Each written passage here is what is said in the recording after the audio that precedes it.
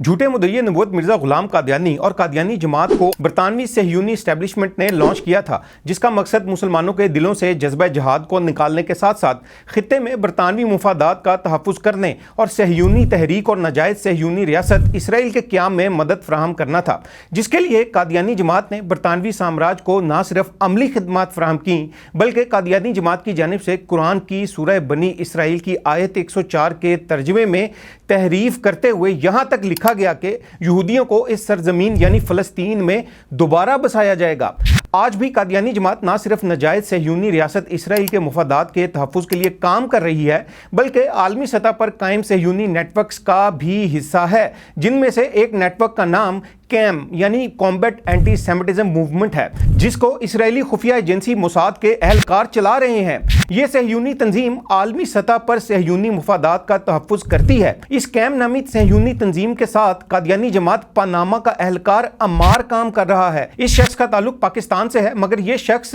اب پاناما میں موجود ہے۔ وہاں یہ قادیانیت کی تبلیغ کے علاوہ صہیونی نیٹ ورکس کے ساتھ مل کر اسرائیل اور صہیونی مفادات کے لیے کام کر رہا ہے۔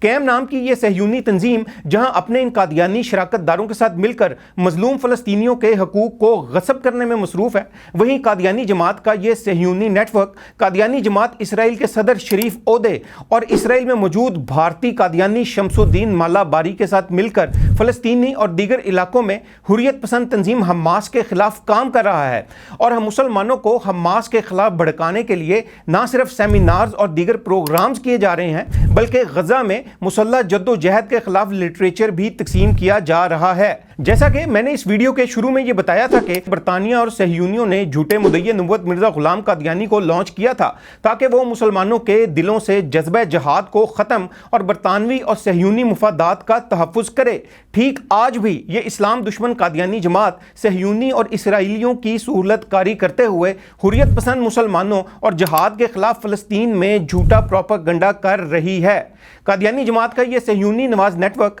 صرف پاناما، اسرائیل یا فلسطین تک ہی محدود نہیں ہے بلکہ ان کی کڑیاں پاکستان میں بھی موجود ہیں، جو کہ پاکستان میں اسرائیل کو تسلیم کروانے کے لیے خواتین کے حقوق کی تنظیم، مفت تعلیم کے پروجیکٹس، حتیٰ کہ مذہبی پلیٹ فارمز بنا کر بھی اسرائیل کے لیے سافٹ پاور کے ذریعے لابنگ کر رہے ہیں۔ ہمیں اس وقت قادیانیوں، اسرائیل نواز نیٹ ورکس اور بھارتی نیٹ ورکس پر کڑی نگاہ رکھنے کی ضرورت ہے اور ان کو پہچاننے کی ضرورت ہے، کیونکہ یہ صہیونی نواز دجالی نیٹ ورکس سوشل میڈیا اور ہمارے معاشرے میں انڈر کور یعنی مختلف اداروں اور تنظیموں کی آڑ میں کام کر رہے ہیں۔